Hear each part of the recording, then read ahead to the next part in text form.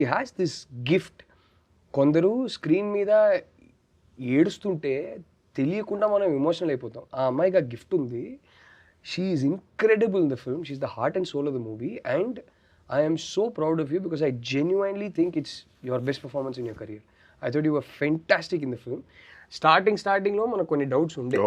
అరే వీడు మరీ స్టైలిష్ ఎన్ఆర్ఐ క్యాండిడేట్, ఈ సినిమా చేస్తానంటున్నానేంటి, ఈ క్యారెక్టర్ 5 minutes లో మళ్ళీ ఫుల్ కన్విన్స్ అయిపోయాం. Completely 10 minutes into the film I forgot I'm watching one of my best friends. I forgot that మనోడు ఇది కాదు కదా అనేది మర్చిపోయి చాలా కన్విక్షన్తో చాలా కన్విన్సింగ్గా చేసావు.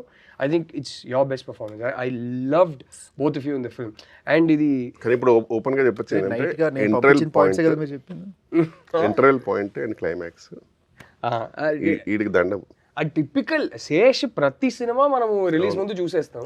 ప్రతి సినిమా నేను ఇంటర్వెల్లో బయటకు వచ్చి పిచ్చి అయితే బయటకు